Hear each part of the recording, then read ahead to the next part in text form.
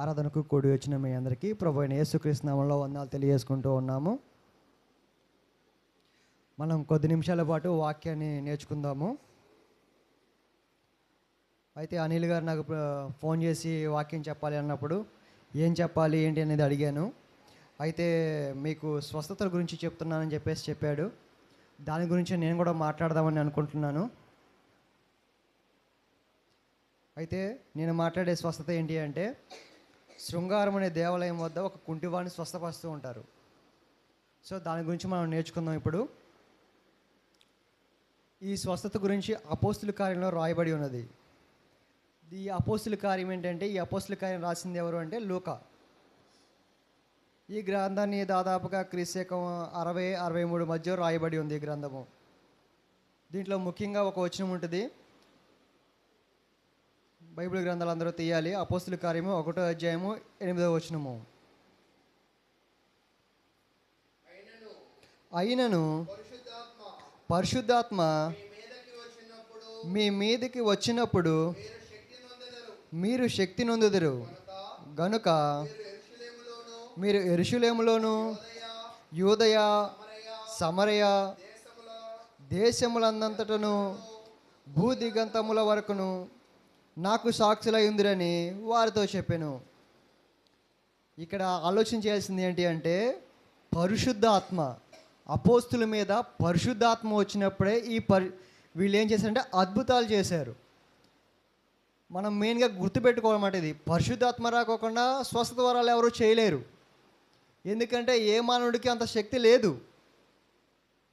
మనం చేయగలమా బయటికి వెళ్ళేదన్నా అంటే, మనం ఎంత ప్రార్థన చేస్తున్నామో చెప్పేవాళ్ళం కానీ చేసేవాళ్ళం కానీ ఎవరన్నా లేపగలమా? మనం వెళ్ళి స్వస్థత చేయగలమా? మనము చేయలేము. అదంతా దేవుని ఆధీనంలో ఉంది. ఆయన పరిశుద్ధాత్మను పంపిస్తేనే మాత్రమే చేయగలము. వాళ్ళు ఆ టైంలో ఎందుకు చేశారు అంటే, వాక్యాన్ని స్థిరపరచుటకు చేశారు.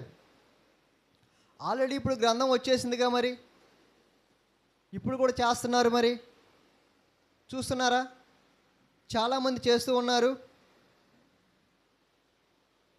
బయట చూసినట్టుగైతే లేపుతూ ఉన్నారు, చేయబట్టుకొని లేపుతూ ఉన్నారు. తర్వాత ఈ మధ్య నీడ కూడా ఇలా వేసి, లైట్ ఇలా వేసి, ఇలా షాడో తీసేసి ఆ షాడో పడితే స్వస్థత వచ్చిందంటున్నారు. అంటే వాళ్ళ నీడబడ్డా స్వస్థత వచ్చిందని చెప్తున్నారు. ఇప్పుడు ఎలా చెప్తున్నారు మరి? వాళ్ళంతా నాటకమే కదా వాళ్ళు చేసేది. పూర్వకాలంలో చూసినప్పుడు గారడీ చేసేవాళ్ళు. గాడి అంటే ఐడియా ఉంది కదా మీకు?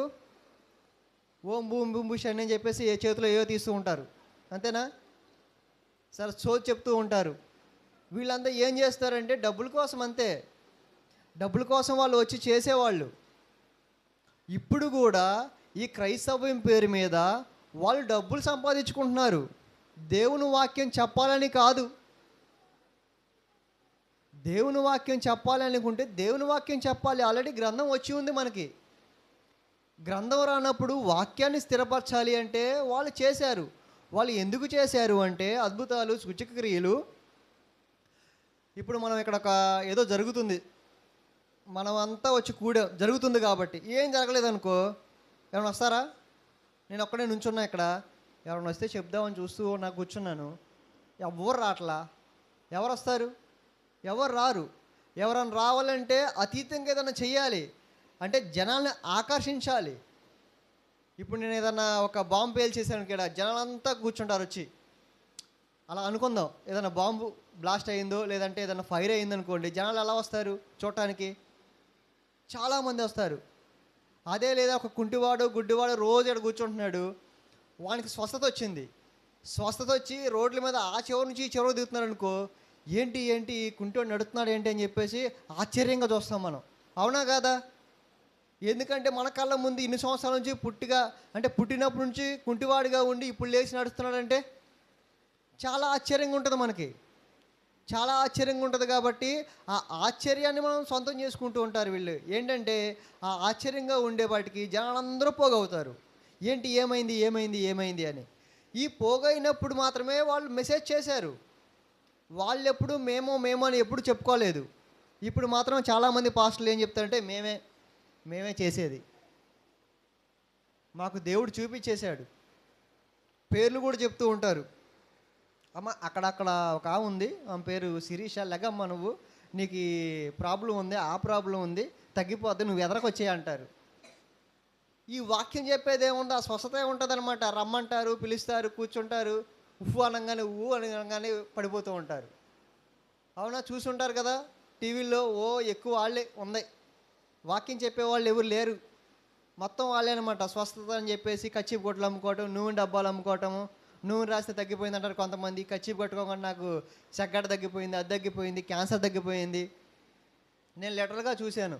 ఒక ఆమెకి క్యాన్సర్, గొంతు క్యాన్సర్ వస్తే కచ్చీపు ఇలా అడ్డంగా కట్టుకుంది. నేను అడిగాను, అమ్మ ఏంటి ఆ కచ్చీపు అలా కట్టుకున్నావు అంటే, ఇది మామూలు కచ్చీపు కాదు, దేవుని దగ్గర నుంచి వచ్చిన కచ్చీపు అంది. అదేంటి దేవుడు కూడా కచ్చీపు ఇస్తాడా అనుకున్నాను. అదేంటి ఏం కచ్చీపు ఎక్కడ తెచ్చారు అంటే, అలా పాస్టర్ గారు కచ్చీపులు అమ్మారు అక్కడ, తెచ్చుకున్నాము మేము, అది కట్టుకుంటే తగ్గిపోద్దంట, ప్రార్థన చేసి ఇచ్చారు అన్నారు. ఎంత పెట్టి కొన్నావా అమ్మ అన్న. ఎంత పెట్టి అంటే ఒక 100 రూపాయలు ఎంత చెప్పారు. అయితే బయటకు ఉంటే 20 రూపాయలకి అయిపోయింది, 100 రూపాయలు పెట్టి కొన్నారా అనుకున్నాను. నేను మనసులో అనుకున్నాను, వాళ్ళకి చెప్పలేదు. ఎలా ఉన్నాయి అంటే అలా ఉన్నాయి అనమాట. వాళ్ళు అమ్ముకోవడానికి, వాళ్ళ వ్యాపారం చేయడానికి చాలా చేస్తూ ఉంటారు, వాక్యాన్ని ప్రకటించడానికి కాదు. కానీ జనాలు పొలోమని వెళ్ళిపోతూ ఉంటారు అక్కడికే. ఏంటి అంటే వాళ్ళు ఆకర్షిస్తున్నారు జనాల్ని. మా దగ్గరకు వస్తే అది జరుగుతుంది, ఇది జరుగుతుంది అని చెప్తూ ఉన్నారనమాట. అయితే వీళ్ళు కూడా ఈ వాక్యాన్ని స్థిరపరచడానికి వీళ్ళు చేస్తూ ఉన్నారన్నమాట. స్వస్థతలు ఇవన్నీ చేస్తూ ఉన్నారు. అప్పటికి బైబిల్ రాయబడి లేదు కాబట్టి వీళ్ళు చేశారు అలాగా. వీళ్ళు చేసి ఆ వాక్యాన్ని స్థిరపరుస్తూ ఉన్నారనమాట. అపోస్తలుల కార్యము 3వ అధ్యాయము 1వ వచనం చదువుకుందాము.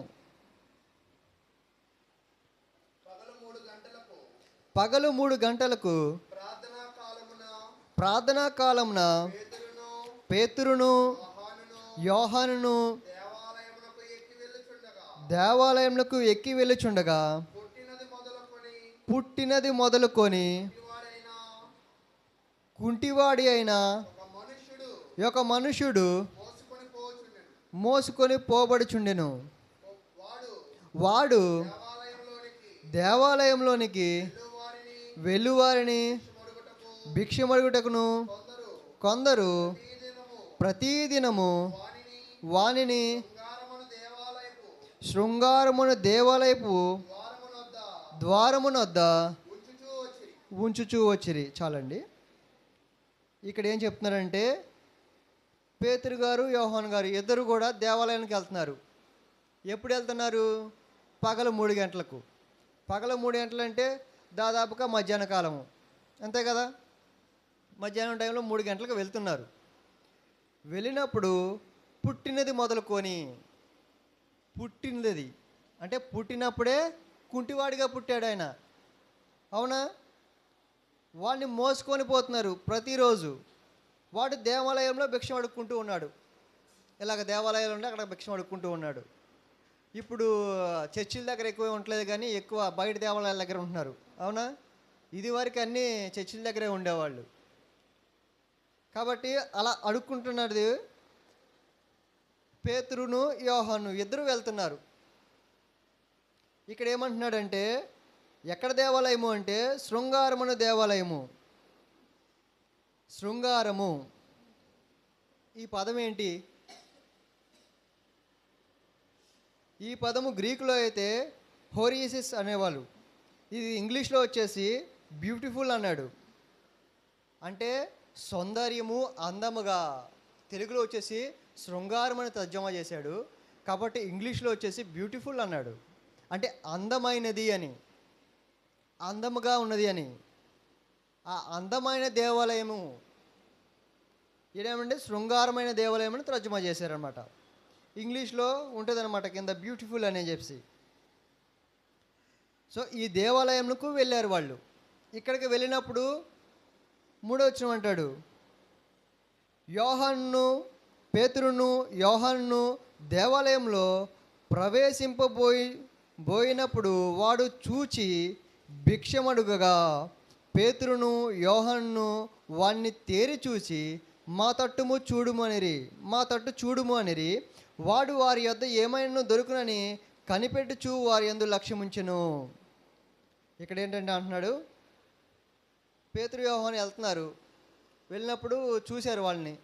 ఆయన లంక చూశాడు, వీళ్ళు కూడా మా ఇంక చూడు అన్నాడు. ఇప్పుడు ఎవరైనా అక్కడ అడుక్కుంటున్నారు, మనమే వస్తున్నాము, చూసి ఇటు బాబు ఇటు చూడు ఒకసారి అంటే అవి ఏదో ఇస్తారని చెప్పేసి చూస్తూ ఉంటారు. అంటే ఒక ఆశగా, ఎలా ఉంటుందంటే ఆశ చాలా ఆశగా ఉంటుంది అనమాట.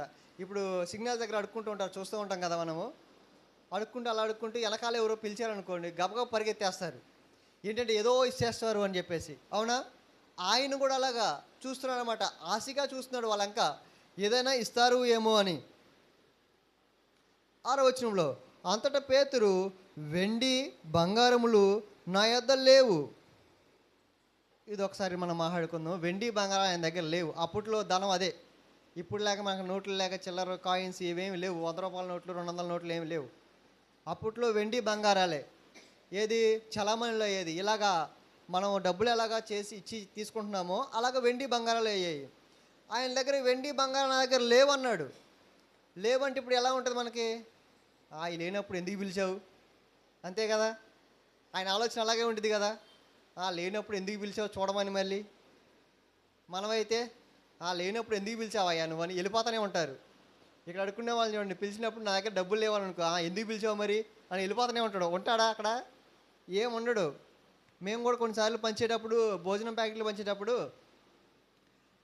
చాలామందికి ఇస్తూ ఉంటాము. భోజనం చాలాసార్లు మేము చేసాము. పంచేటప్పుడు ఆ భోజనం ప్యాకెట్ మాకు వద్దనేవాళ్ళు. అదేంటమ్మా భోజనం తీసుకోవచ్చు కదా అంటే, డబ్బులు ఏమైనా ఉంటే ఇవ్వండి. ఇలాగ లిటరల్గా అడిగారు మమ్మల్ని. డబ్బులు లేవంటే, డబ్బులు లేకపోతే పో అనుకుంటూ వెళ్ళిపోయారు.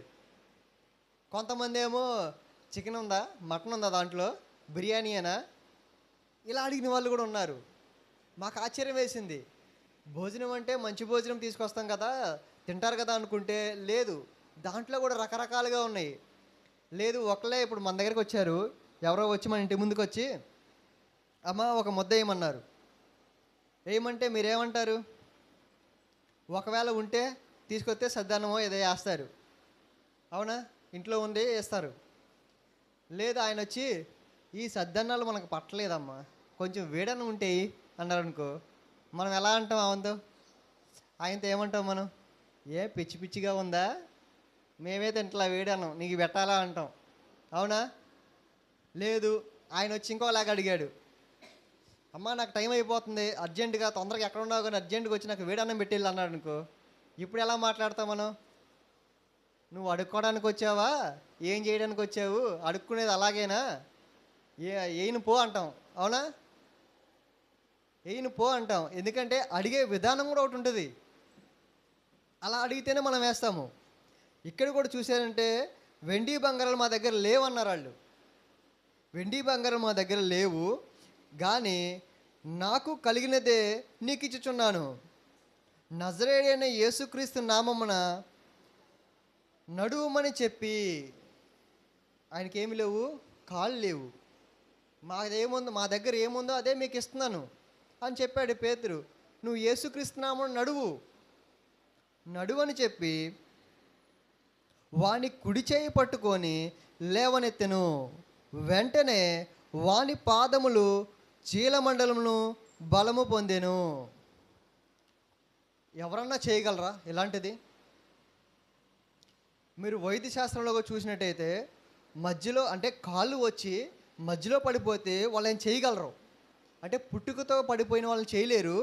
పుట్టుకతో కాకుండా కాళ్ళు వచ్చి మధ్యలో ఒకవేళ కాళ్ళు పోతే వాళ్ళు ఎందుకు పోయినాయి ఏంటని రీసెర్చ్ చేసి దాని గురించి తెలుసుకొని చెయ్యొచ్చా లేదని కూడా చెప్తారు అప్పుడు.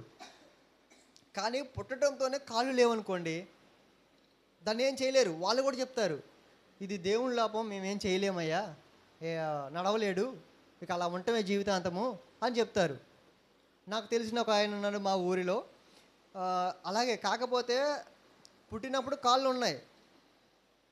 ఒక 5-6 ఇయర్స్కి 6-10 ఇయర్స్ వచ్చి ఉంటాయి. అప్పటికి కాళ్ళు పడిపోయినాయి. పడిపోతే చాలా చోట్లకి తిరిగారు, ఎక్కడ కూడా అసలు చెయ్యలా. చేసినా కానీ రావని చెప్పేశారు. ఒక చాట మాత్రం మేము ట్రై చేస్తామని చెప్పేసి అన్నారంట. అక్కడ కూడా ట్రై చేశారు, కానీ కాళ్ళు రాలా. పాప మా బాబు అలాగే ఉండి చనిపోయాడు, కాళ్ళు పోయి. ఎందుకు చనిపోయాడు అంటే చనిపోయేవాడేం కాదు, తింటం ఆపేశాడు. వాళ్ళ నాన్న ఎత్తుకొని వెళ్ళటం, ఎత్తుకొని తీసుకొని రావటము, ఆయన బాధపడిపోయాడు. నేను వీళ్ళకి భారం అయిపోతున్నాను అని చెప్పేసి అన్నం తింటం మానేశాడు. మానేయటం వల్ల చనిపోయాడు. ఆయనకి కొద్ది కాలం కాళ్ళు వచ్చినా కానీ కాళ్ళు తీసుకురాలేకపోయారు వైద్యులు. అది మరి పుట్టుకతోనే కాళ్ళు లేవు. పుట్టుకతోనే లేవు అంటే అసలు తీసుకురాలేరు. ఇప్పుడు చాలామంది జిమ్మిక్కులు చేస్తూ ఉన్నారు కదా. ఎలాగంటే ఒకటి చూసే వీడియో నేను, ఆయన పుట్టుకతో మోగవాడంట. అమ్మ అమ్మ అంటే ఒకటి మాట ఆ ఒక్క మాట మాత్రం వచ్చంట. తీసుకొచ్చి స్టేజ్ మీద కూర్చోబెట్టి, నీకు మాటలు రావంటే పక్కన ఒక ఆమె వస్తే, రావయ్యా చిన్న పుట్టుక నుండి రాలేదు మాటలు అని చెప్పేసి అంది. అయితే ఇప్పుడు మాటలు వస్తాయి చూడు అని చెప్పేసి అమ్మ అని అన్నాడంట. ఆయనకు ఆ ఒక్క మాటకి వచ్చేసి అమ్మ అమ్మ అన్నాడు. ఆయనకి మాటలు వచ్చేత ఎలుపు అన్నాడంట. ఎలుపు అంటే ఎంతకి ఇంకా మాటలు రావట్లా, ఆ ఒక్క మాటే వచ్చు ఆయనకి, ఆ ఒక్కటే చెప్పాడు. మనకు చూపిస్తారంటే అది చూపించరు. ఈ అమ్మ అనగానే ఓకే మాటలు వచ్చేసినాయి అనగానే ఈ జనాలు పులోమని పరిగెత్తారు. ఆ నిజ జీవితంలోకి వెళ్తే అలాంటివి ఏముండవు, వాళ్ళు ఏం చేయలేరు. ఒకవేళ వాళ్ళు చేయగలిగితే ఇప్పుడున్న పరిస్థితుల్లో అనేక మంది హాస్పిటల్ దగ్గర నుంచొని కూర్చొని వాళ్ళతో పాటు వెళ్ళి కాళ్ళు ఎరగొట్టుకోవాలి, చేతులు ఎరగొట్టుకోవాలి, గుండె సమస్యలు, బ్రెయిన్ సమస్యలు చాలామంది ఉన్నారు. వాళ్ళకి నిజంగా స్వస్థతలు వస్తే అక్కడికి వెళ్ళిపోతే చాలామంది స్వస్థపడతారు కదా. ఇప్పుడు వీళ్ళు ఎక్కడ చేసేది ఏంటి అంటే, పేతురు కానీ యోహాను కానీ ఈ అపోస్తులు ఏం చేశారు అంటే స్వస్థతలు చేశారు. దేనికోసం?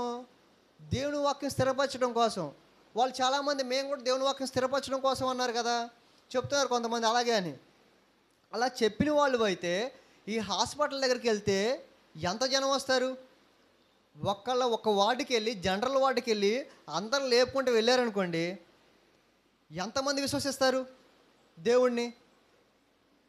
అసలు ఇండియాలోనే ఇంకొక దేవుడు అనే వాళ్ళే ఉండరు. ఇంకా చెప్పాలి అంటే వాళ్ళు నిజంగా స్వస్థతలు చేయగలిగితే దేవుడు అనేవాళ్ళు ఇంకొకరు ఉండరు. విగ్రహం ఒక్కడు కూడా ఉండదు. ఎందుకు ఉండదంటే విగ్రహాలు చేసేవాళ్ళు కూడా ఒకడికి వస్తారు కదా హాస్పిటల్కి, వాళ్ళు కూడా లేచారంటే వెంటనే మారిపోతారు కదా. ఎంతమంది విశ్వసిస్తారు? చాలామంది విశ్వసిస్తారు. కానీ మరి దాన్ని చేస్తారా అంటే వాళ్ళు చేయరు. వాళ్ళకు కూడా తెలుసు మేము చేయలేమని. మేము చేసేదే జిమ్మిక్కులు చేసి చేయటం తప్ప మాకు కూడా తెలుసు మాకు శక్తి లేదని చెప్పేసి వాళ్ళకు కూడా. అందుకే వాళ్ళు చేయరు. అలాంటి మాటలు అడగండి వెళ్ళి వాళ్ళని. ఏమంటారంటే దైవజనుడిని మీకు క్వశ్చన్ వేయకూడదు, మీరు క్వశ్చన్ చేయకూడదు, మీ కళ్ళు పోతాయి, ఇలాంటి మాటలు చెప్తారు. వాళ్ళు చేయరు అలాగా. మరి నువ్వు దేవుని వాక్యం స్థిరపరచడానికి కాదా అంటే దానికే అంటారు. మరి వెళ్ళి నీకు స్వస్థత ఉంటే వెళ్ళి చేయొచ్చుగా అంటే మేము చేయమంటారు. మనకు స్వస్థత వరాలు ఉంటే వాళ్ళేమో వీళ్ళ దగ్గరకు రాలేదు కదా, వీళ్ళే వెళ్ళారు దేవాలయానికి వెళ్తుంటే చూసి అన్నీ స్వస్థపరిచారు. వీళ్ళైతే వాళ్ళ దగ్గరకు వచ్చిన తర్వాత మళ్ళీ ఈ పేర్లు ఇవన్నీ ఎలా తెలిసి చెప్పిన వాళ్ళ ఏజెంట్లు కూర్చుంటారు మన పక్కనే కూర్చొని అడుగుతూ ఉంటారు పేర్లు. మీ పేరేంటి, ఎక్కడి నుంచి వచ్చారు, మేము కూడా ఎక్కడి నుంచి వచ్చాము, అక్కడి నుంచి వచ్చామని ఇది చెప్తూ ఉంటారు. మనకు కూడా మాటలు ఏముండదు మన గురించి తెలుసుకోవడానికి. వీళ్ళ దగ్గరే స్పీకర్ ఉంటుంది, వీళ్ళు మాట్లాడితే వెంటనే ఆ అయ్యగారు వింటూ ఉంటారు. అక్కడ ఆయన దగ్గర కూడా బ్లూటూత్ ఒకటి ఉంటుంది పెట్టుకొని ఆయన వింటూ ఉంటాడు. వెంటనే చెప్తాడు అన్నమాట పేరు లెగమ్మ అని. అరే ఇదేంటి నా పేరు ఎలా తెలిసింది, ఎలా తెలిసిందని ఆమె ఆశ్చర్యపోతూ ఉంటుంది. ఆశ్చర్యం ఏమి లేదు, ఈ చేయటమే. అక్కడ మైక్ ఉండిద్ది, ఇక్కడ రిసీవర్ ఉండిద్ది, ఈయన చెవులో నుంచి వింటూ ఉంటాడు, లేపుతూ ఉంటాడు, అంతే. ఇది స్వస్థత ఎలా అయ్యిద్ది? లేపు వచ్చిన తర్వాత స్వస్థత చేయమంటే స్వస్థతలు చేయలేరు. ఎందుకు చేయలేరు అంటే మనం ముఖ్యమైన వచనం గమనించాము చూసారా? అపోస్తలుల కార్యము ఒకసారి వెనక తిప్పుకోండి, 1వ అధ్యాయం 8వ వచనంలో, ఆయనను పరిశుద్ధాత్మ మీ మీదకి వచ్చినప్పుడు మీరు శక్తి నొందుదురు. ఎప్పుడు శక్తి వచ్చేది? పరిశుద్ధాత్మ వచ్చినప్పుడు మాత్రమే. పరిశుద్ధాత్మ రానప్పుడు వాళ్ళు ఏం చేయలేరు. పరిశుద్ధాత్మ వస్తేనే వాళ్ళు చేయగలరు, వాళ్ళు మనుషులే కదా. మరి ఇప్పుడు వీళ్ళకి వచ్చింది అంటే వాళ్ళకి మాకు వచ్చిందని చెప్తారు. నాకు తెలిసిన మా ఫ్రెండ్ ఒక ఆయన ఉన్నాడు, ఇలాగా వాక్యం ఒకసారి నేను చెప్పినప్పుడు స్టేటస్లో ఏదో పెట్టినట్టు ఉన్నాను ఫోటో. అయితే మెసేజ్ చేశాడు. తను పాస్టర్ అంట. తను కూడా పాస్టర్ అయ్యాడంట. చేశాడు. నీకు దేవుని ఆజ్ఞ ఉందా అన్నాడు. దేవుని ఆజ్ఞ ఉండటం ఏంటి అన్న. నీకు దేవుడు మాట్లాడా అన్నాడు. దేవుడు మాట్లాడటం ఏంటి అన్నాను. అంటే నీ కళ్ళలోకి వచ్చి దేవుడు ఏమని చెప్పాడా నీకు, చెప్తే పాస్టర్ అయ్యావా అని అడుగుతున్నాడు. అలా ఎలా చెప్తాడు అంటే, నాకు వచ్చి చెప్పాడు, నేను అందుకే అయ్యాను, అన్నీ వదిలేసి వచ్చా అంటున్నాడు. ఎక్కడి నుంచి చెప్తాడు? ఇవన్నీ భ్రమలు కాదా? వాళ్ళ పాస్టర్లు అలా తయారు చేస్తున్నారు వాళ్ళని. ఒక చాట బాప్టిజం తీసుకోమా అంటే బాప్టిజం అలా ఎలా త్వరగా అయిపోద్ది? 4 రోజులు కూర్చోవాలి. 4 రోజులు కూర్చుంటే, చర్చి బిల్డింగ్లో కూర్చుంటే దేవుడు వచ్చి మాట్లాడి మన పేరు పెట్టి పిలుస్తాడంట. అలా పిలిచినప్పుడే మనకు బాప్టిజం వచ్చిందంట, రక్షణ వచ్చిందంట. లేదంటే రాదంట రక్షణ. చాలామంది దగ్గర విన్నా నేను. ఇది కూడా నేను చూశాను కూడా. ఒక ఆమె వెళ్ళిపోయి చర్చి బిల్డింగ్లో 3 రోజులు కూర్చుంది. 3 రోజులు కూర్చుంటే పేరు పెట్టి పిలిచిందంట. ఆమె పేరు శాంతి. శాంతి అయితే 3 రోజులు కూర్చుంది. కూర్చున్న తర్వాత 3వ రోజు శాంతి శాంతి అన్నాడంట దేవుడు వచ్చి. ఏం పేరు పెట్టి పిలిచాడమ్మా అంటే, నా పేరు పెట్టే పిలిచాడు. ఎక్కడి నుంచి పిలిచాడు? ఆ అయ్యగారు పిలిచి ఉంటాడు. అంతే కదా. 3 రోజుల నుంచి కూర్చొని అన్నం తిప్పలు లేకుండా కూర్చుంటే మరి ఏమైద్ది? ఆ అయ్యగారు వచ్చి శాంతి అనగానే దేవుడే పిలిచాడు అనుకున్నాడు. ఇప్పుడు ఆమె కళ్ళు మూసుకొని ప్రార్థన చేస్తుంది. ఎవరెవరు వచ్చారో తెలుసా ఆమెకి? తెలీదు. ఆ అయ్యగారు ఆ గేట్ దగ్గర ఉండి శాంతి శాంతి అని పిలిస్తే అయిపోయింది. ఇప్పుడు అనిల్ గారు కూడా ఉన్నారు. అమ్మ బాప్టిజం పొందంటే 3 రోజులు ఇక్కడ కూర్చోవాలని అనుకో, మీరు కూడా కూర్చున్నారు. నిజంగా వాళ్ళు నమ్మి ఆ మూల దగ్గరకు వచ్చేసి మీ పేరు పెట్టి పిలిచాడు. మీరేమనుకుంటారు? ఇక్కడ ఎవ్వరు లేరు కదా, పిలిస్తే దేవుడే పిలవాలా, ఇంకెవరు పిలవరులే అనుకున్నాం. కానీ ఆ డోర్ దగ్గర నుంచి పిలిచింది అనిలే. ఇప్పుడు ఎలా ఉంటుంది మీకు? మీరు మీ ఆలోచన అంతా దేవుడే పిలిచాడు అనుకుంటారు. అంతే కదా.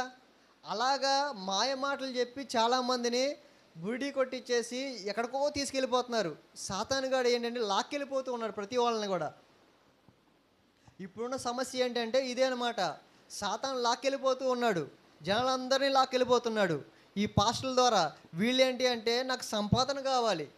ప్రతి ఒక్క పాస్టర్ని చూడండి, ఈ కచ్చిపు గుడ్లు కానీ నూనె డబ్బాలు కానీ అమ్ముకునే వాళ్ళని చూడండి. లేదు కొన్నిసార్లు జరిగింది, ఇక్కడ కూడా జరిగింది కదా, నీళ్ళల్లో ఏమేశారంటే, దాని పేరేంటి, మొత్తం వస్తుంది కదా, దాన్ని వేసేసి నీళ్ళల్లో కలిపేసి నీళ్లు జిమ్మేశారంట.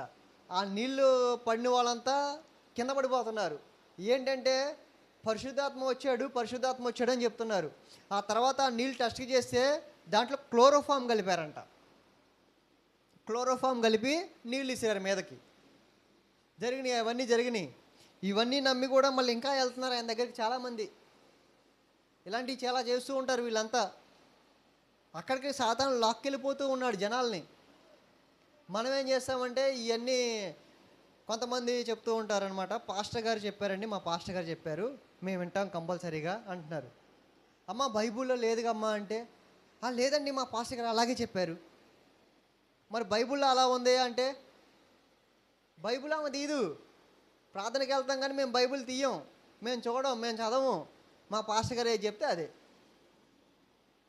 ఆయనకి మాకు పాస్టర్ గారికి ఒక్క 3 కాళ్ళే అంటే మేము 3 కాళ్ళే అంటాం. ఆయన 5 కాళ్ళే అంటే మేము 5 కాళ్ళే అంటాం. అలాగే ఉన్నారు జనాలంతా. అక్కడికి వెళ్ళిపోయి జనాలంతా జనాలు పొలవమని ఉంటారు కదా. ఎవరైనా బైబుల్ చేస్తారంటే ఎవరు తీరు బైబుళ్ళు, ఎవరు చూడను కూడా చూడరు. ఈ అయ్యగారు చెప్పేది ఉందా లేదా అనేది చూడరు. అంత బద్ధకం అనమాట. జనాలకి బద్ధకం పెరిగిపోయింది తీయటానికి. మనం అసలు బైబుల్ తీయం, మనం చూడం కాబట్టి అలాంటబడి అలా పొలవమని వెళ్తున్నాం. దేవుని వాక్యం అలా ఉందో లేదో మనం చూడాలి కంపల్సరీగా. ఇప్పుడు నేను చెప్పేదైనా సరే ఉందా లేదా, అలాగ ఉందా లేదా మీరు చూడాలి. బైబుల్లోదా కాదా చెప్పేది, చెప్పడం అది చెప్పట్లేదా పిలిచి అడగాలి. పాస్టర్ గారిని క్వశ్చన్ వేయకూడదు, ఇలాంటివి చెప్తూ ఉంటారు కదా, అలా ఏం కాదు, అడగాలి. అయ్యా మరి మీరు చెప్పేది లేదు కదా, మీరు ఎలా చెప్పారు అని. మన క్రీస్తు సంఘం అంటే చాలామంది చిన్నచూపు చూస్తూ ఉంటారు. ఎందుకంటే మన దాంట్లో డ్రమ్స్ కానీ తాళాలు కానీ మరి వాయిద్యాలు కానీ ఏం ఉండవు కదా. అడుగుతూ ఉంటారు, అసలు మీది ఒక ఆరాధనేనా ఏంటి, ఏం కొట్టరు మీరు, కనీసం ఏమి కొట్టరు అని అడుగుతూ ఉంటారు బయటికి వెళ్ళినప్పుడు. మన క్రీస్తు సంఘం అంటే వింతగా చూసేవాళ్ళు చాలామంది ఉన్నారు. చాలామంది అంటే చాలామంది. ఈ బల్ల కూడా అంతే. ప్రతి ఆదివారం ఏమి ఇవ్వరు వాళ్ళు. నెలకొకసారి, 2 నెలలకోసారి ఇస్తూ ఉంటారు. ఇవన్నీ ఎక్కడి నుంచి వచ్చాయి అంటే వాళ్ళు పుట్టించినయే. వీళ్ళేమి బైబిల్ ఏం చెప్పింది కాదు. వాళ్ళు పుట్టించినవి. అమ్మ, ఆదివారం ఫస్ట్ ఆదివారం రావాలి. అది కూడా తెల్ల గుడ్డలు కట్టుకోవాలి, తెల్ల చీర కట్టుకోవాలి, తెల్ల బట్టలు వేసుకొని రావాలి. అవి వేసుకొస్తేనే ఇస్తారంట మళ్ళీ ఆ బల్ల. ఒక ఆమె అలాగే వేసుకోకుండా వెళ్ళిందంట, ఏదో చీర కట్టుకుని అడావుడిగా వెళ్ళేపాటికి ఆమెకి ఇవ్వలేదంట. ఏంటయ్యా ఇవ్వలేదంటే, నువ్వేం కట్టుకొని వచ్చావు, తెల్ల చీర కట్టుకొని రావాలి ఈరోజు అన్నాడంట. ఈ తెల్ల బట్టలు ఎవరు పెట్టారు అంటే, ఈ మధ్యకాలంలో అందరికీ మాలలు వేస్తున్నారని చెప్పేసి క్రైస్తవులు కూడా తెల్ల బట్ట ఇది వేస్తున్నారు కదా, నీలువ కండ పైన కింద ఇది డ్రెస్ అంతా తెలుపు. ఇవి ఎక్కడి నుంచి వచ్చి జనాలంతా ఎక్కడికి వెళ్ళిపోతున్నారు? బైబిల్లో ఉన్నారా, బైబిల్ నుంచి దాటి వెళ్ళిపోతున్నారా? ఎవరు చెప్తున్నారు ఇవన్నీ?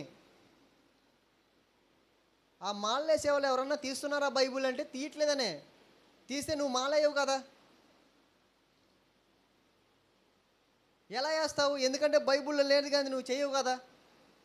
బైబిల్ ఎక్కడ మౌనంగా ఉంటే అక్కడ మనం మౌనంగా ఉండాలి. బైబిల్ ఏ పని చేయమందో ఆ పని మనం చేయాలి. ఎక్కడ మాట్లాడితే అక్కడ మాట్లాడాలి. కొంతమంది దీనికి కూడా కలుపుతూ ఉంటారనమాట, మాటలు కలుపుతూ ఉంటారు. ఆ కాలంలో ఇలా ఉంది, అలా ఉంది. మలాకీ గ్రంథం తర్వాత 400 సంవత్సరాలు డార్క్ పీరియడ్ ఉంటుంది, అది కూడా రాసుకున్నారు. అవి కూడా రాసుకొని వీళ్ళు చెప్తూ ఉంటారనమాట. ఏంటంటే అప్పుడు ఇలా జరిగింది, అలా జరిగింది. వాళ్ళు ఊహ అన్నమాట. వాళ్ళంతా ఊహించేసి రాసుకుంటూ ఉంటారు. ఈ ఊహల్ని నమ్ముతూ ఉంటారు. మరి మనం ఎక్కడున్నాము? మన ఆలోచనలు ఎక్కడున్నాయి? ఒకసారి మనం ఆలోచించుకోవాలి. స్వస్థతలు చేస్తున్నారంటే ఎలా చేస్తున్నారు, ఎందుకు చేస్తున్నారు, ఇవన్నీ మనకు తెలియాలి కంపల్సరీగా. 8వ వచనము, వాడు దిగ్గున లేచి నిలిచి నడిచెను, నడుచుచు గంతులు వేయుచు దేవుని స్తుతించుచు వారితో కూడా దేవాలయంలోకి వెళ్ళిను. ఎక్కడికి వెళ్ళాడు? బయట ఉండే ఆయన, కూర్చోబెట్టిన ఆయన వీళ్ళు లేపంగానే దేవాలయంలోకి వచ్చేసాడు, గంతులేసాడు. వీళ్ళు చేసేవి ఎలా ఉంటాయి అంటే, వాళ్ళు స్లోగా నడిచేది ఉంటాయి కదా, చిన్నగా నడిచేయి. వాళ్ళని తీసుకొచ్చేసి కూర్చోబెట్టి లేపి నడుస్తున్నాడుగా చిన్నగా, ఆయనకు వచ్చేస్తుంది, వెళ్ళిపో అంటే. నిజంగా స్వస్థత నీకు వచ్చి ఉంటే వీళ్ళు చేసినట్టు చేయాలా, పేతురు గారు చేసినట్టు చేయాలా, యోహాను గారు చేసినట్టు చేయాలా, అపోస్తులు ఎలా చేశారో అలా చేయాలి. నీకు స్వస్థత ఉంటే, ఆ వరం అనేది నీకు ఉంటే, స్వస్థత వరం అనేది నీకు ఉంటే నువ్వు అలా చేయాలి. నీ పరిశుద్ధాత్మ నీ మీదకి వస్తే. ఈ టైంలో ఏంటంటే పాస్టర్ గారు దగ్గర పరిశుద్ధాత్మ వచ్చిందంటే ఆయన ఎలా మాట్లాడుతున్నాడు చెప్పనా? రబ శబ అని అరిచేస్తున్నాడు, కేకలు పెట్టేస్తున్నాడు. నేను విన్నాను, ఎక్కడంటే మన విజయవాడలోనే. అయితే మా చుట్టాలు కొంతమంది డినామినేషన్కి వెళ్తారు కదా, ఆయన అరుస్తున్నాడు అనమాట. రబ శబ అంటున్నాడు. నేను ఏదో తాళం కోసం వెళ్ళాను ఆయన దగ్గరికి. ఏంటి గోల ఇక్కడ ఏంటి అనుకుంటే మా పాస్టర్ గారు అరుస్తున్నారు. ఏంటి ఏమైందని అడిగాను రాగానే, బయటికి తాళం ఇవ్వడానికి వస్తే. ఏం లేదు, పరిశుద్ధాత్మ వచ్చింది, మాట్లాడుతున్నాడు, ఏదో అన్ని భాషల్లో మాట్లాడుతున్నాడంట. ఆ భాష ఏదైనా అర్థమైద్దా అంటే ఏం అర్థం కాదు. అరవటం కేకలు వేయటం తప్ప ఆ భాష ఏం అర్థం కాదు. అర్థం కాకుండా ఉన్నా కానీ ఆ భాషలో అబ్బో పరిశుద్ధాత్మ వచ్చేసాడా అని అనుకుంటున్నారు. నేను ఫస్ట్ టైం చిన్నపిల్లవాడిగా ఉన్నప్పుడు ఒక ప్రార్థనకి ఇలాగే వెళ్ళాను.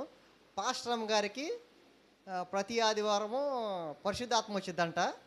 ఆమె అరిసి కేకలు పెట్టిద్ది. నా దురదృష్టం ఏంటంటే ఆ పక్కన వెళ్ళి కూర్చున్నా, భయపడిపోయా నేను. ఏంటంటే గట్టిగా కొడుతుంది, తప్పట్లు కొట్టుకుంటూ అరిసేస్తూ ఇలా గిరగిరగిర తిరుగుతుంది. దెయ్యం పట్టిన వాళ్ళు తిరుగుతారు కదా, గిరగిరగిరగా తిరుగుతుంది, అలా తిరుగుతుంది. నాకు భయం వేసి అక్కడి నుంచి వెళ్ళిపోయా నేను. ఫస్ట్ టైం నేను భయపడ్డా ఆమె దగ్గర. ఆ పరిశుద్ధాత్మ ఉండేది కూడా అప్పుడే తెలిసింది నాకు, ఈ పరిశుద్ధాత్మ కూడా వచ్చిద్దా అని. ఇలాంటి వాళ్ళు చాలామంది ఉన్నారు, చేస్తున్నారు. అవే నమ్ముతూ ఉన్నాం మనం కూడా, అవి నమ్మే వెళ్తున్నాం. లేదంటే వాక్యం ఎలా ఉన్నదో, బైబుల్ ఎలా ఉన్నదో క్రీస్తు సంఘాల వాళ్ళ వరకే చెప్తూ ఉన్నారు. ఇప్పుడున్న కాలంలో క్రీస్తు సంఘం వరకే చెప్తూ ఉన్నారు. బయట ఎవ్వరూ కూడా ఉన్న వాక్యం ఉన్నట్టుగా చెప్పట్లా. మీరు ఏ సంఘానికి వెళ్ళినా చూడండి, వాక్యంలో కలిపి చెరుపుతున్నారు తప్ప వాక్యం ఎలా ఉన్నది, మనం ఎలా చేస్తున్నాము అనేది ఎవరూ చూడట్లా. అందుకే క్రీస్తు సంఘాల్లో ఉన్నది నిజం ఇది అంటారు కదా, నిజం నిప్పు లాంటిది కాలిపోద్ది అన్నట్టు నిజాలు చెప్తాం కాబట్టి ఇక్కడ రావట్లేదు జనాలు. ఏదో చేయండి మీరు కూడా, మాయల మంత్రాలు చేయండి, ఓ పరిగెత్తుకుంటూ వస్తారు. మీరు మీరు చెప్పినా వస్తారు. ఆడకి వెళ్ళామమ్మా మేము, మాకు పిల్లలు లేరు, ఒక 10 సంవత్సరాల నుంచి పిల్లలు లేరు, ఇప్పుడు పిల్లలు పుట్టేశారు అన్నారు. చెప్పారనుకోండి, ఏముండదు, ఒక 7 వారాలు రమ్మా నీకు కూడా పిల్లలు పుడతారంటారు. ఇక్కడ ఏదో స్వస్థశాల ఉంది కదా, అడ్డాడ ఏదో అంటారు కదా, ఇక్కడ ఏదో కాకాని తోట ఏదో ఉంది, అక్కడ కూడా అలాగే చెప్తారు. 7 వారాలు వస్తే అంట పిల్లలు పుట్టేస్తారంట. అలా జనాల్ని రప్పించుకుంటూ ఉన్నారు వాళ్ళు. ఆడికి వెళ్తే ఏం పుట్టరు. పుడతారా? ఏం పుట్టరు, వాళ్ళు ఏం చేయలేరు. కానీ అలా చెప్తూ ఉంటారు అంతే. ఆ మాటల ద్వారా వీళ్ళేంటి జనాలు పిచ్చోళ్ళు అయిపోయి వస్తూ ఉంటారు. దేవుడు కార్యం చేయడా అంటే చేస్తాడు, అలా చేయడు. నువ్వు దేవుని యందు విశ్వాసం ఉంచాలి, ఆయన ఆజ్ఞలు నువ్వు గైకొనాలి. నీకు అన్నీ చేస్తాడు. స్వస్థత చేయడం అంటే చేస్తాడు, ఇప్పుడు కూడా చేస్తాడు. అన్నీ నీకు కావాల్సినవి అన్నీ ఇస్తాడు దేవుడు. నీకు ప్రాబ్లమ్స్ ఉన్నాయా, ఒంట్లో ఉన్నాయా, లేకపోతే సమస్యలు ఉన్నాయా, ఆర్థిక సమస్యలు ఉన్నాయా, ప్రతి ఒక్కరు కూడా తీరుస్తాడు. కానీ వెంటనే ఇలా చేయంగానే పోవటం కానీ అలా ఏమి ఉండదు. క్రమేపీ తీసేస్తాడు. మనం అది ఆలోచించి చేయాలి. ఆలోచన చేసి ఎలా చెప్తున్నారు ఏంటనేది కంపల్సరీగా మనం చూసుకోవాలి. అపోస్తలుల కార్యంలోనే 3వ అధ్యాయం 9వ వచనం చెప్తాడు, వాడు నడుచుచు దేవుని స్తుతించుటూ ప్రజలందరూ చూస్తున్నారు దేవుని స్తుతించటం. ప్రజలందరూ శృంగారమును దేవాలయపు ద్వారమునొద్ద భిక్షము కొరకు కూర్చుండిన వాడు వీడే అని గుర్తెరిగి వానికి జరిగిన దాన్ని చూచి విస్మయంతో నిండి పరవశులైరి. చూసారా? అది చూడంగానే ఆశ్చర్యం వేసింది వాళ్ళందరికీ. ఏంటి రోజు చూసేది మనం ఈయన్నే కదా, ఈయనేంటి నడుస్తున్నాడు, గంతులేస్తున్నాడు, ప్రభువుని స్తుతించుస్తున్నాడు, ఏంటి అనేది అందరూ ఆశ్చర్యపోయేపాటికి ఆశ్చర్యపోయి 11వ వచనంలో వాడు పేతురును యోహానును పట్టుకొని ఉండగా ప్రజలందరూ విస్మయం ఉంది సొలొమోను మండపములో ఉన్న వారి యొద్దకు గుంపుగా పరిగెత్తుకొని వచ్చిరి. ఇప్పుడు చూసారా ఎలా వచ్చారో? గుంపుగా పరిగెత్తుకొని వచ్చారు. వాళ్ళు ఎక్కడ ఉన్నారు అక్కడికి వచ్చేసారు. ఏంటంటే ఒక స్వస్థత జరిగింది. ఏం జరిగిందని జనాలంతా పోగయ్యేపాటికి ఇప్పుడు పేతురు ప్రసంగం స్టార్ట్ చేస్తారనమాట, చెప్పటం. అప్పట్లో ఈ బైబిల్ లేవు కదా, మరి ఏదైనా జనాలు కావాలి అంటే, గుంపుగా కూర్చోబెట్టాలి అంటే ఏదైనా జరగాలి, ఒక అద్భుతం జరగాలి, జరిగితేనే జనాలు వచ్చేస్తారు. కాబట్టి ఆ టైంలో ఈ యొక్క వాక్యాన్ని స్థిరపరచడం కోసము వాళ్ళు చేశారు. మరి ఈ కాలంలో వాక్యాన్ని నాశనం చేయడం చేస్తున్నారు. వాళ్ళ వల్ల ప్రాబ్లం తప్ప వాక్యం ఏం స్థిరపడదు. అవునా? చూసినట్లయితే వాళ్ళు వాక్యంలో చెప్పేది ఏముండదు. వాక్యం మొదలు పెడతారు, ఒక వచనం తీస్తారు, ఆ వచనం నుంచి వాళ్ళు ఎటు వెళ్ళిపోతారో ఎటు వస్తారో తెలియదు. ఒక ఆయన చెప్తున్నాడంట, ప్రసంగం అడిగితే ప్రసంగం ఇచ్చారంట, నేను డొంకలో మొదలుపెట్టి హైవే ఎక్కుతా అన్నాడంట. హైవే ఎక్కుతాడని చెప్పేసి డొంకలో మొదలుపెట్టాడు, హైవే ఎక్కుతాడు ఇప్పుడు ఎక్కుతాడు అనుకొని వెళ్ళిపోయి ఆ డొంకలోంచి వెళ్ళిపోయాడు. అంటే మీకు ఏదని చెప్తున్నానంటే, ఒక ప్రసంగం తీసుకున్నాడు, ఆ ప్రసంగాన్ని కన్క్లూడ్ తీసుకుంటూ వెళ్ళాలి. వెళ్ళకోకుండా ఆయన చెప్తుంటే ఒక వచనం అక్కడ చెప్పాడు, ఒక వచనం ఇక్కడ చెప్పాడు, అది దేవునికి చెప్తున్నాడు, ఎందుకు సంబంధం ఉందో లేదు. కొంతమంది వాక్యం అలాగే చెప్తారు, ఆ వచనం ఎందుకు తీసాడో తెలియదు. ఆ వచనం చదువుతాడు, ఈయన చెప్పేది వేరుగా ఉంటుంది, అది ఎక్కడ చెప్పాడో తెలియదు, ఈ వచనం ఎందుకు తీసాడో తెలియదు. అవునా? ఒక విధానంలో వెళ్ళదు.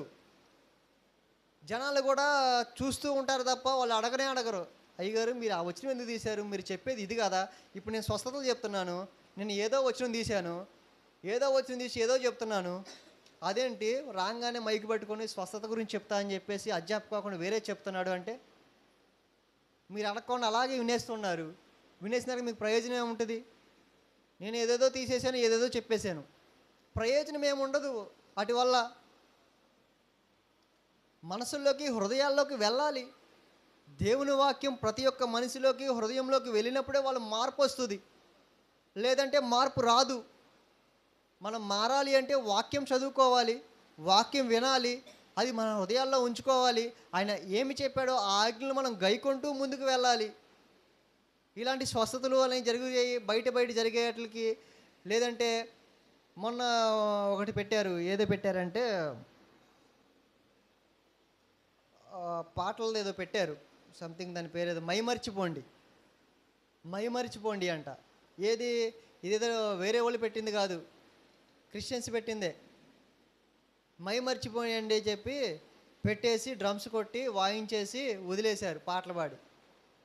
దానివల్ల ఉపయోగం ఏమన్నా ఉంది అంటే, ఆడకి వెళ్ళిపోయి అబ్బా చాలా బాగా కుట్టారండి, అబ్బా అది ఇది అని చెప్పుకున్నారు తప్ప ఏం ఉపయోగం లేదు.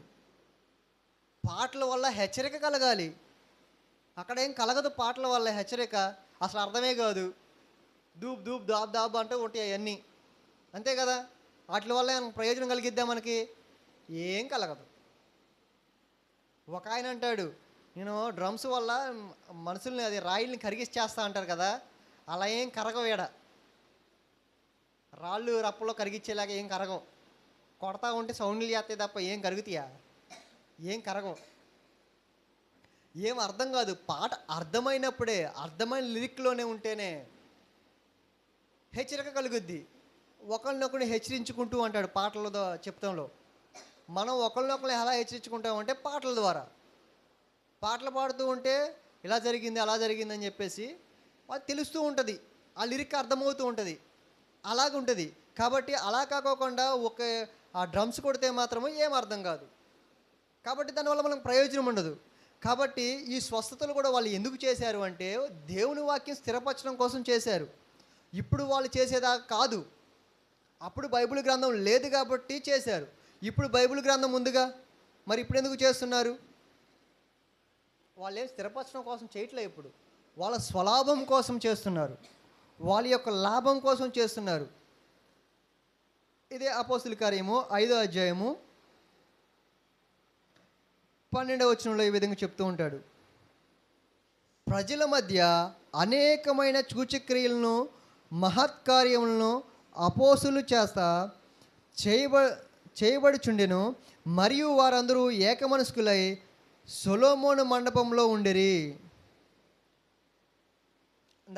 చదివాను కదా నేను వాక్యము. సొలొమోను మండపం దగ్గరికి అందరూ గుంపుగా పరిగెత్తుకొచ్చేసారు. ఇక్కడేమంటే ఆ మండపం దగ్గర ప్రజల మధ్య అనేకమైన సూచకకార్యాలు మహత్కార్యములను అపోస్తుల చేత చేయబడ్డాయి. ఇంకా అవే కాదు, చాలా చేశారంట. వాళ్ళు చాలా చేశారు. చేసి వారందరూ కూడా ఏకమనస్కులై సొలొమోను మండపం దగ్గర ఉండిరి. అలా ఉండిపోయారు. అలాగా ఆశ్చర్యంతో అలా ఉండిపోయారు. అక్కడ ఉండిపోయినప్పుడు పేతురు గారు సందేశం చెప్పారు. 13వ వచనంలో అంటాడు, కడమ వారిలో ఎవడును వారితో కలుసుకొనుటకు తెగింపలేదు, కానీ ప్రజలు వారిని గణపరచుచుండిరి. పురుషులను స్త్రీలను అనేకులను మరి ఎక్కువగా విశ్వాసులై ప్రభు పక్షమున చేర్చబడిరి. అందుచేత పేతురు వచ్చుచుండగా జనులను రోగులను వీధుల్లోకి తెచ్చి వారిలో యవన మీదను అతని నీడయన్ను పడవలని మంచముల మీదను పరుపుల మీదను వారిని ఉంచిరి. 16వ వచనము, మరియు యెరూషలేము చుట్టూ నుండి పట్టణముల జనులు రోగులను అపవిత్రాత్మ చేత పీడింపబడిన వారిని మోసుకొని కూడి వచ్చిరి. వారందరూ స్వస్థత పొందిరి. ఎవరు?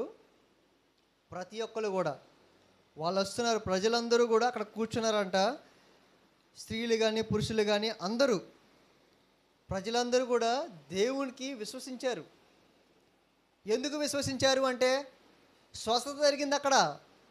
ఏదో ఒక అద్భుతం ఉంది వాళ్ళ దగ్గర. అది ఎలా చేస్తున్నారు? ఇప్పుడు మనం ఇక్కడ ఉన్నాము, ఏదన్నా ఒక అద్భుతం చేసామనుకో, ఈయనకి ఎలా చేశాడు, ఈయన జీవిత చరిత్ర ఏంటి? టీవీలో చూసారా? ఒక ఆయన ఏదైనా చేశాడు అనుకోండి, ఆయన జీవిత చరిత్ర లెక్కేస్తేస్తారన్నమాట.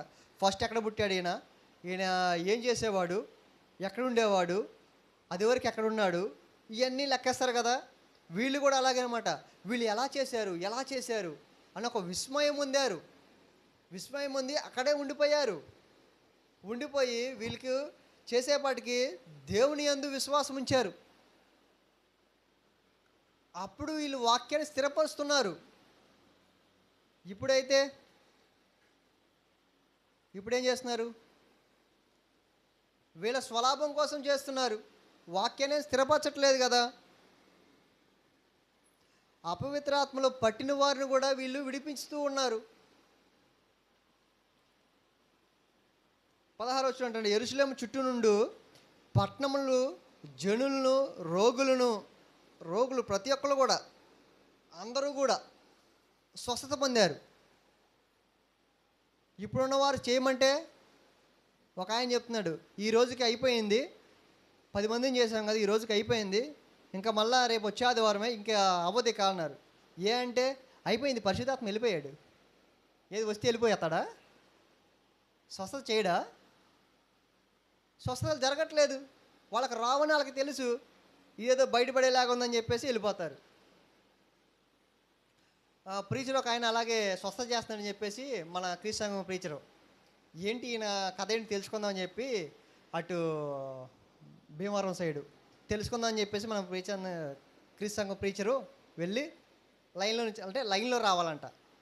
లైన్లో వస్తే స్వస్థత చేస్తాడంట. సరే, ఈయన కూడా లైన్లోకి వెళ్ళి నుంచున్నాడంట. అందరూ ఇలా అనగానే ఇలా నెట్టేసి కింద పడుతున్నారంట.